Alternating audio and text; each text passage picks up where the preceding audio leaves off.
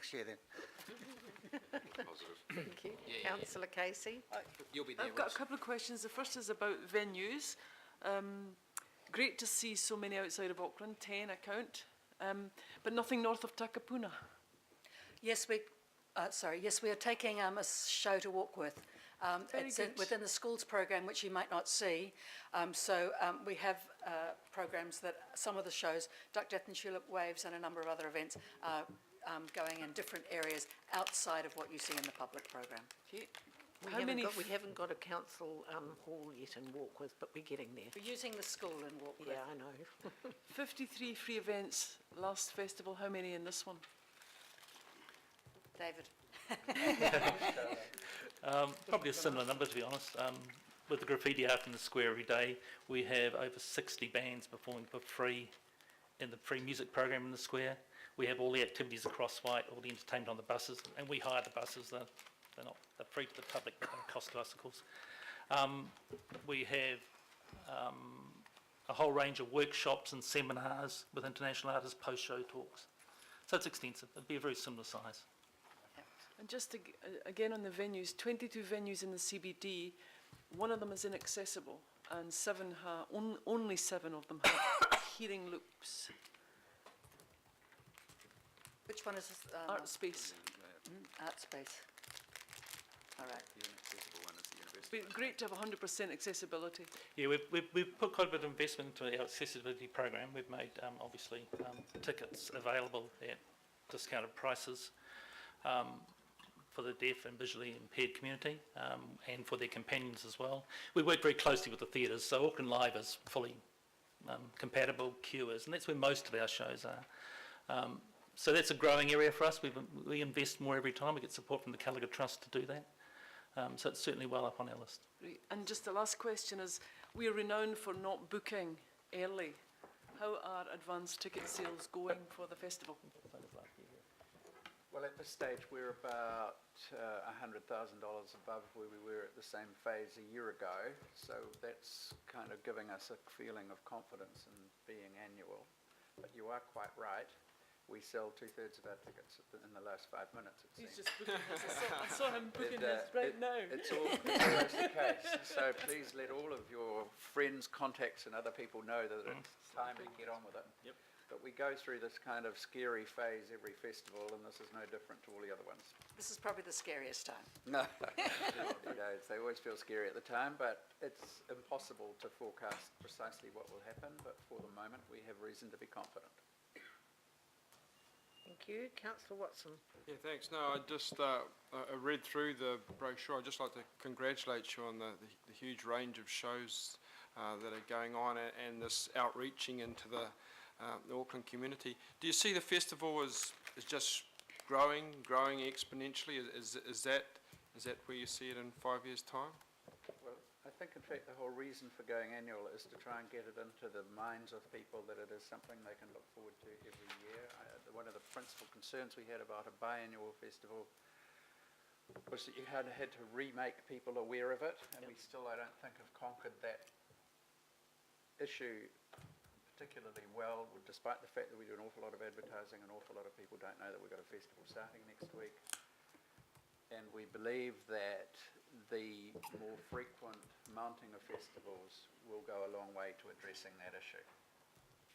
And I think from a programming point of view, we have to consider the city and the people of the city. So the festival program will hopefully continue to reflect those that live here, and which is why this year we did a work in Korean. It was a first for us, and 2 years ago we did a work in Mandarin, last year a work in Indian work, and next year we're doing 3 works that we know already we've committed to from Asia, from China, Taiwan and India. So these things are quite important to so it's not about growing bigger, it's about reflecting, I think, our community. But If you want to reflect the Whanga Prague community, we can get you a hall free of charge. We'll remember that. Thank you. Right, thank you. We'll remember the Councillor free word. Philippina. Thank you, Chair. You mentioned success, and success sometimes depends on how much you receive from the council. So in the last long-term plan, how much money did you guys end up receiving within the long-term plan? Do you recall? Yeah, long-term. through the amenities board. Through the amenities board funding, Our funding comes through, comes through the amenities board. The amenities board, They also shoot got a council. million. Okay, I just thought there was some monies before they came shoot from the long-term plan. You could always add that on. Well, that We're might be always nice. grateful for any That- extra funding, yeah, well, but, that might be a good idea for those that Thank voted for you. it. Okay, thank you, councillor Walker. Sure. Just in terms of the spin-offs from the festival, and thinking in terms of employment prospects, the Wonder who voted for it. the health and the turnover of restaurants and the like around the city, those sorts of things. Are you able to capture numbers around those, perhaps with some help from AT? Oh, as well. AT as well. You know, bed counts, that kind of thing. I don't know whether those sorts of things factor in. we have done some surveys in this area, and we did do an economic impact study several years ago. I have my doubts about the value of these things personally. They're quite expensive to do Sure. well. But there's no doubt at all that it does create a significant amount of activity within the city. And I think within the next year or two, we do need to have another more detailed look at precisely what measurable outputs we do get that don't which we are not directly receiving, if you like. Cool. But the short answer to your question is we don't have great data in that Okay. area. Do you have a collaborative arrangement with AT just around those sorts of things? we certainly do across marketing, Okay. but not across event timetabling. So thank you. I think, I mean, obviously AT'd, actually through MB are doing far more accurate visitor night things, so you could probably pick it up through that, so. Yeah, they thank- bundle it through that. Yeah, so thank you very much. I was interested to hear some of the programs you are going to have, because I spend a lot of time on buses at the moment, particularly the Link bus, and I'd seen those, but I hadn't actually worked out with the James plays and the fire thing, but I don't think I'd actually, it wasn't cognizant in my head that that was Auckland Arts Festival. Right. So, it's, you know, in that advertising, maybe it needs to be Yeah, the made. brand's quite small, because Yes, so, I mean, I looked at it and Good point, thought, though. gosh, that looked great, but I hadn't actually, it hadn't sort of, You see the ads on the movies on the buses. yeah, the Yes. James plays Yeah. and the fire, Yeah, the fire which I garden. wondered what it was, and I thought, gosh, that looks interesting. Just shows you. great feedback, thank you. Thank you. No, thank you very much, and good luck with your festival this year. Just be careful of the graffiti. One or two people around here might go out and try and get rid of it. It's all special. We're real graffiti busters, We're some of teaching a us. graffiti workshop. Just tell the mayor. Very much Thank so. you. Thank you very much. Right, Lester, we have Auckland Theatre Company, welcome.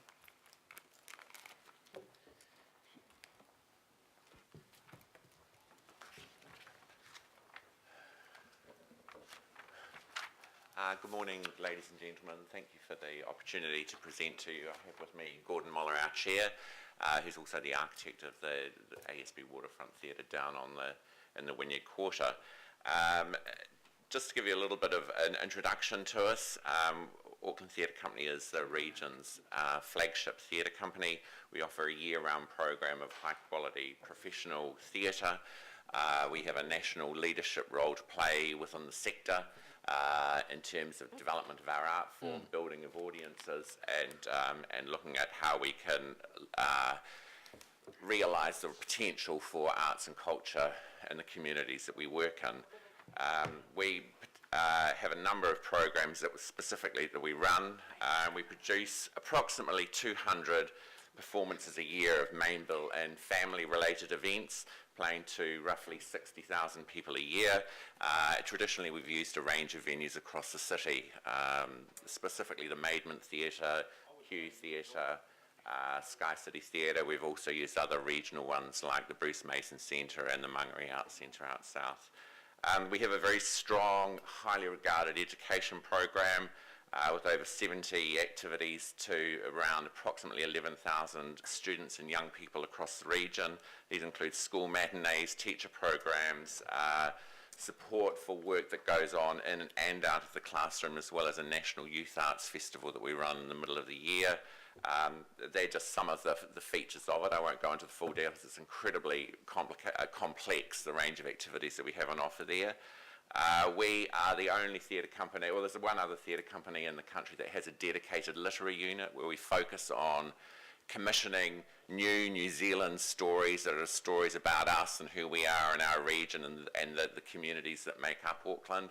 I'm particularly pleased that we have Briar Grace Smith, one of our celebrated writers, writing a new work for us. And then similarly, one of our commissions that we have done recently, a work that showed out in the Mangere Arts Centre, Grace Taylor, a young Whakasi poet, performance poet, has created an amazing piece of work that is now getting interest from around the rest of the country, and we're looking to take that on tour. So the investment that we make in writers to create work and tell our stories is very strong, and it's a core focus of the activity that we do. We also support the wider sector through a range of initiatives. Through our open house program, we're in the basement of the Mount Eden War Memorial Hall out in Balmoral, we love. It's a terrific space for us to have our studios. We have approximately 50 other companies and community-based groups or professional theatre companies come and make work there before they then take it out on the road. And so we're able to offer them resources, whether it's in sets, props, costumes, or even just the space of making work and coming in there together. It's a great addition that we can add to support the wider fabric of what goes on in Auckland. Next year we will take over from the Mercury Theatre as the longest running theatre company that the city has seen, which will be quite an achievement given the fortunes of the theatre and the profession over the last 25 years. And that will certainly be an occasion that we're looking forward to. And actually to be for the first time in the ASB Waterfront Theatre down on the waterfront again will really signal the coming of age, I think, for the profession and the theatre and what it can offer the wider Auckland community. Things that we're currently working on, obviously the build down on the waterfront is taking a lot of our time. We are incredibly grateful and appreciative of the support of Auckland Council for that and the support that you've given us. I very, very much look forward to showing you around and welcoming you into the building when we open it for the public. We are on schedule, we are on budget. And we are looking to open the doors for that at the end of September, with the first show going in there in October. We're currently programming it for 2017 and beyond, not only with the theatre work that we do, but with other users. The main focus for the program of that will be strong dance and movement program. All of our communities here in Auckland have dance or cultural performances, core anchors for the storytelling that they do, and to be able to connect in with those and provide a facility that can bring those stories, a place that focuses on those aspects is very exciting. We're working on a feasibility for the establishment of a creative learning centre, which we're doing in partnership with AUT, which builds on the partnership that we have with them, that looks at the role of arts and culture and fostering creativity in our young people that goes right across the region. And that is a piece of work that we're doing this year, and I'm hoping that later in the year we'll be able to announce the shape of that forward. Nobody else is doing this work in the country. It's getting a lot of support, but actually to bring education, the arts, and that range of aspects together in a coordinated program for this region is something that is going to have national significance. I think that kind of sums it up. We have an enormous amount on the go, and we're very excited about the year ahead. One thing I should mention is, and I think it shows the importance of why we do need to get this home. One of the things, the curveball we got at Christmas time is the closure of the Maidment Theatre, which has been our home for many years. It has been deemed an earthquake risk. So it is closed indefinitely. So over the Christmas period, we had to relocate 4 of our main bill shows. 60% of our program for the year effectively out of that theatre. But I'm pleased to report that we have managed to find homes now for the 4 shows that were affected. Thank you to the support of our colleagues at the Auckland Live venues, and 2 of them are actually going into Sky City Theatre as well. They're not ideal, but you know, everybody's come to the party on this so that we can minimise the impact and damage, and we can continue maintaining a full year of program ahead. Very happy to take any questions. Thank you. Councillor and I. Not a question, just a comment. I just want to congratulate Gordon and Lester for the huge amount, and the team, for the huge amount of work you've put in raising the funds to do what you're doing out there. Absolutely brilliant. And secondly, say thank you very much for the effort you're putting into our young people in the south, in the support that's given out there. It's coming through, and great work. And look Yes, forward could I to speak to that? Just thank you to the council. Well, Lester's already said that, but we came to the council table on a number of occasions applying for that grant, and we're very grateful of it. We've got good representatives from council on our DCG, on our committee, on our board, which oversees how we're dealing with it, and we're greatly appreciative of that core funding, which really started us going. And $35 million later, we've managed to achieve it. Just to pick up on that, there's a really exciting program that we trialled last year, which is our Myth Makers program, which is going into primary schools. And the first one we did last year was based on a West African story called Mr. Nancy, and it's gone out into schools. We concentrated particularly on South Auckland and West Auckland with that. We have a new one based on a Pacific Island story, Sina and the Eel, which is going out also later in the year. And the demand that we're finding from the young people for how you look at teaching the curriculum through the arts will make that we can't meet the demand. And so we've kept it very cheap,